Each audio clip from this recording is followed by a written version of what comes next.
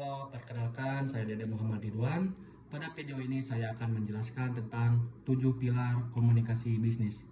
Yaitu yang pertama, pemahaman terhadap proses komunikasi. Yang kedua, penggunaan pikiran atau gunting. Yang ketiga, memahami bahasa. Yang keempat, kejelasan pesan. Yang kelima, daya persuasi. Yang keenam, kelengkapan pesan. Dan yang ketujuh, yaitu keinginan baik atau goodwill.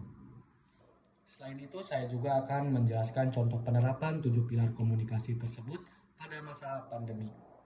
Baik, yang pertama yaitu pemahaman terhadap proses komunikasi. Pemahaman terhadap proses komunikasi berarti mengetahui bagaimana pesan disampaikan dari pengirim kepada penerima. Proses ini melibatkan pengirim pesan, media, penerima pesan, dan umpan balik atau feedback. Dalam proses komunikasi bisnis, memahami proses ini sangat penting agar pesan tidak disalahartikan.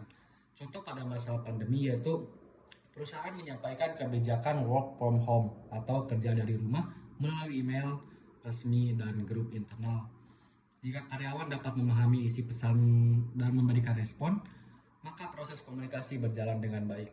Yang kedua, penggunaan pikiran atau good think. Good think berarti berpikir secara logis, rasional, dan terstruktur sebelum menyampaikan pesan. Dalam bisnis, pesan tidak boleh disampaikan secara emosional atau tergesa-gesa karena dapat menimbulkan kesalahpahaman. Contohnya pada masa pandemi yaitu manajemen perusahaan harus berpikir matang sebelum mengumumkan pengurangan jam kerja. Informasi disampaikan berdasarkan data dan pertimbangan yang jelas agar karyawan dapat menerima keputusan tersebut. Yang ketiga yaitu memahami bahasa. Memahami bahasa berarti menggunakan bahasa yang sesuai dengan audiens, situasi, dan tujuan komunikasi.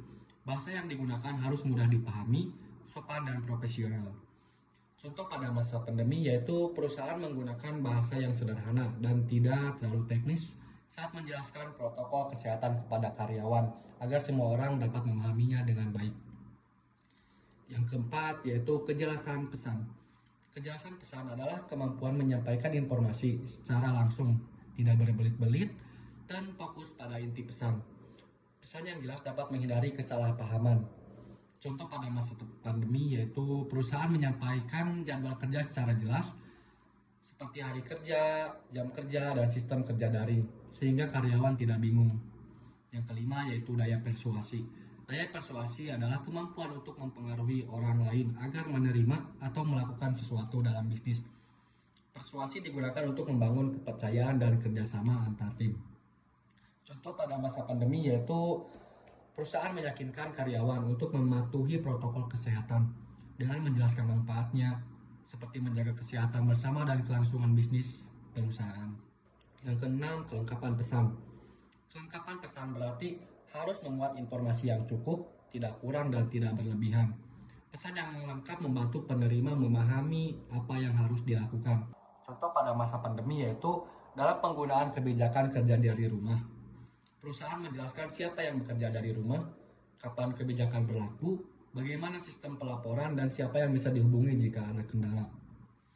Yang ketujuh atau yang terakhir yaitu keinginan baik atau goodwill. Goodwill adalah sikap positif dan niat baik dalam berkomunikasi. Komunikasi yang disertai keinginan baik akan menciptakan hubungan yang harmonis dan saling percaya.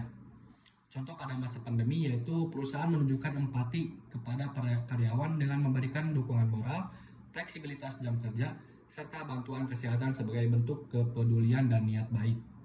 Sebagai kesimpulan, 7 pilar komunikasi bisnis dapat sangat penting untuk menciptakan komunikasi yang efektif, terutama pada masa pandemi.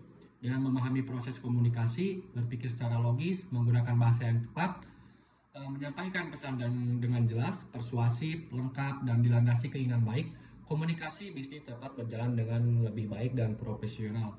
Demikian video presentasi dari saya izin pamit. Terima kasih atas perhatiannya. Wassalamualaikum warahmatullahi wabarakatuh.